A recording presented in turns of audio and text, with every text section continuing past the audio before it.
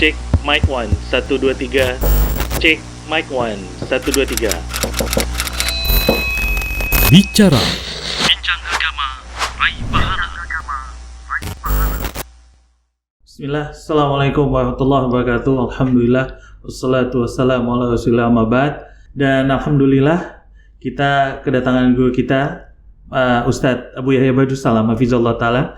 Aslan wa salam Ustadz. Masya Allah, ini kita akan mendengarkan nasihat dari beliau seputar hal-hal yang mungkin saat ini sedang terjadi, sedang digandrungi ya di tengah-tengah masyarakat, khususnya di Kota Medan dan Indonesia umumnya. Begini Ustadz, Anda mau bertanya Ustadz. Masya Allah. Ini kan kebanyakan kan sekarang kaum milenial sebutannya Ustadz. Anak-anak milenial yang digandrungin dengan cinta-cinta. Wah, apalagi saat ini kan mereka punya sebutan Valentine. Oh, Masya Allah. Ustaz. Jadi mau tanya nih sebetulnya Ustaz, apakah memang ada larangan sebetulnya Ustaz untuk anak muda jatuh cinta dengan lawan jenisnya? Apakah di syariat memang dilarang atau ada, tapi ada batasan-batasannya gitu Ustaz? Boleh diberikan nasihat kepada kita semua yang ada di pemirsa Arsyad TV khususnya Ustaz. Alhamdulillah, wassalatu wassalamu ala rasulillah. Ya, yang namanya jatuh cinta itu sesuatu yang sulit untuk dihindarkan. Ya. Artinya ketika kita melihat sesuatu yang indah, yang cantik, sesuatu yang bagus, pasti kita merasa suka. Ya. Namun tentunya, ya, di dalam Islam yang harus diperhatikan adalah jangan sampai kita sibuk hati kita dengan cinta dan ternyata cinta tersebut cinta yang terlarang. Seorang pemuda atau pemudi misalnya jatuh cinta, ya. Tentu kita harus bertanya-tanya, kenapa sih kok kamu bisa jatuh cinta sama dia? Adanya pemuda dan pemudi jatuh cinta, bahkan sampai jatuh kepada yang namanya pacaran. Yeah. Itu biasanya akibat daripada apa? Daripada ikhtilat. Pergaulan bebas. Pergaulan bebas. Laki-laki perempuan campur baur di sekolah-sekolah, di kampus-kampus. Ketika terjadi pergaulan bebas, ya pasti akan mau tidak mau terjadi seperti itu. Apalagi yang namanya laki-laki dan wanita itu sudah Allah Subhanahu wa taala fitrahkan untuk ada ketertarikan. Makanya bohong kalau ada seorang laki-laki berkata, wah saya insya Allah nggak bakalan tergoda. Oh iya. Kita katakan, kamu ini orang normal apa bukan? Malah dipertanyakan kenormalan ya Ustaz. Oleh karena itulah dalam Islam ya, sebab terbesar munculnya cinta terlarang ini ditutup. Dengan cara apa? Yang pertama, dilarang kita ikhtilat laki-laki wanita dengan bukan yang mahram. Yang kedua, disuruh kita untuk menundukkan pandangan. Allah mengatakan wa qul lil mu'minina yaghuddu min absarihim wa yahfazu furujahum. Katakan kepada kaum mukminin, hendaklah mereka menundukkan pandangan mereka. Mungkin ada orang bertanya, cinta itu kan fitrah, kenapa saya bilang dilarang-larang gitu loh? Ya, ketika seorang pemuda jatuh cinta, seorang pemudi jatuh cinta, kan kayaknya kalau kita lagi jatuh cinta kayaknya kayak kucingnya rasa coklat lah gitu. Dunia rasa milik berdua gitu. Tapi mereka nggak sadar bahwa saat seseorang jatuh cinta kepada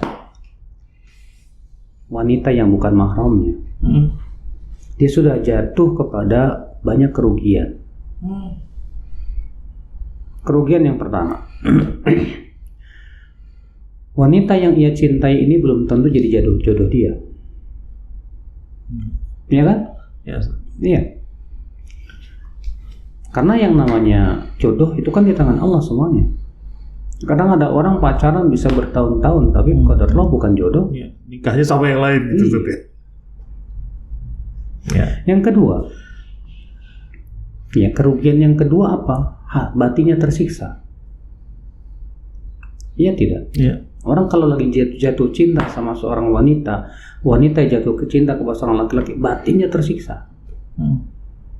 Tersiksa oleh apa? Kerinduan, cinta yang mereka anggap itu fitrah itu. Makanya kata Ibnu Qayyim rahimahullah, seseorang yang jatuh cinta kepada sesuatu ia akan tersiksa dengan sesuatu itu. Artinya disiksa, tersiksa dia.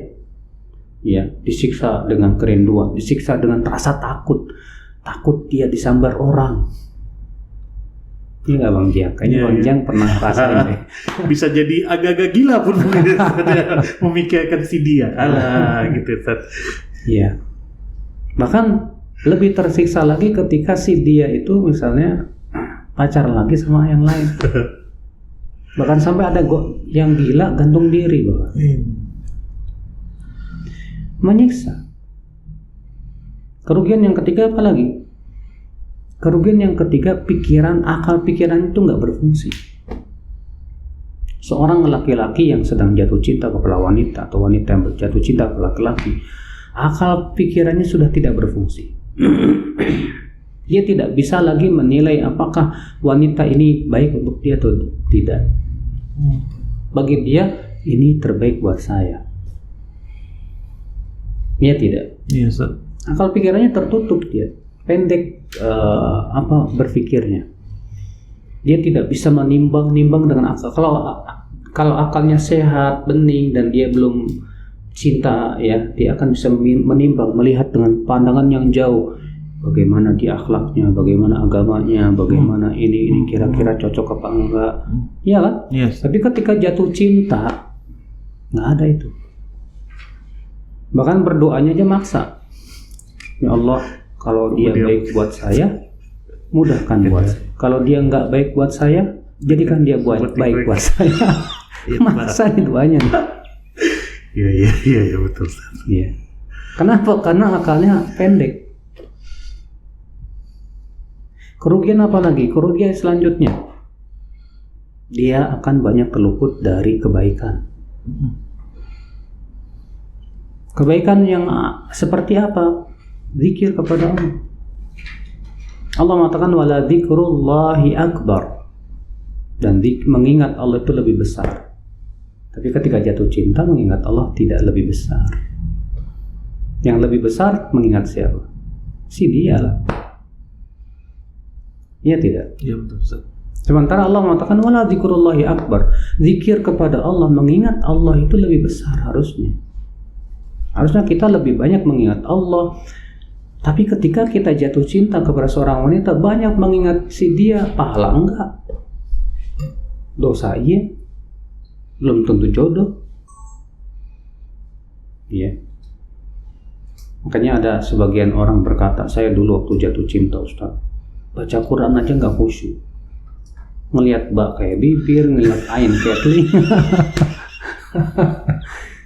Kebayang-bayang tuh Ustaz ya. Kebayang-bayang, jadi akhirnya baca Quran pun dia nggak bisa fokus. Rugi tidak seperti itu? Sangat rugi. Sangat rugi. Berbeda ketika cinta itu Allah halalkan dalam pernikahan, dalam akad yang sah.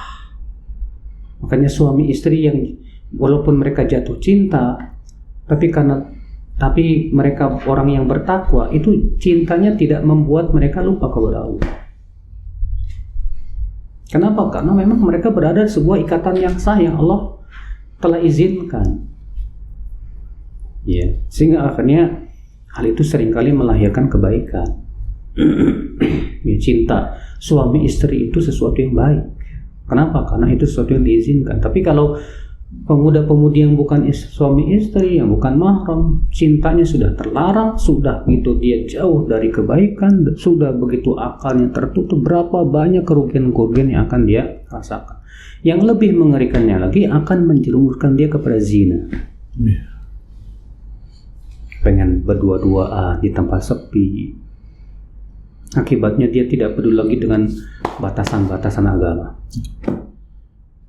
Nggak peduli lagi halal apa haram.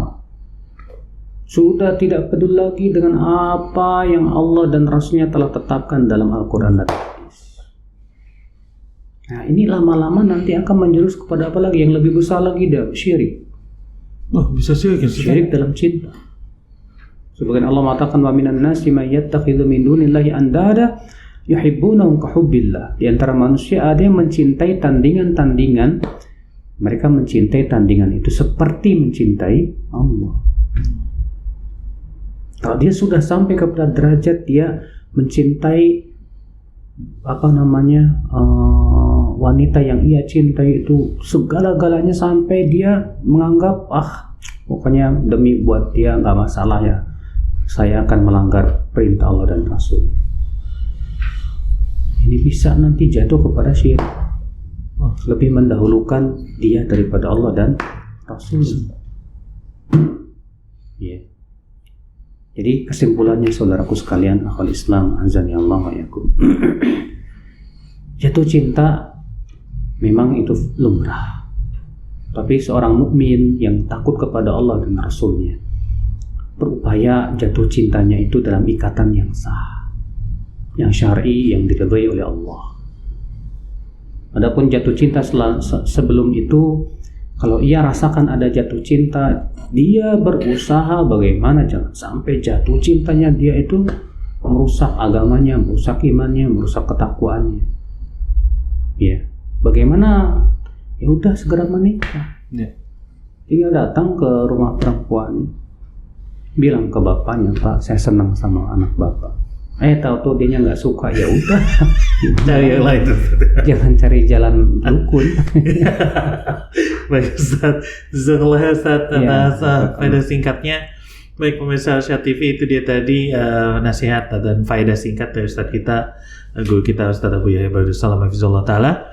Dan kita tutup dengan doa kafaratul majlis. Subhanakallahumma bihamdik, asyhadu an la ilaha illa anta, astaghfiruka wa atubu ilaik. Assalamualaikum warahmatullahi wabarakatuh.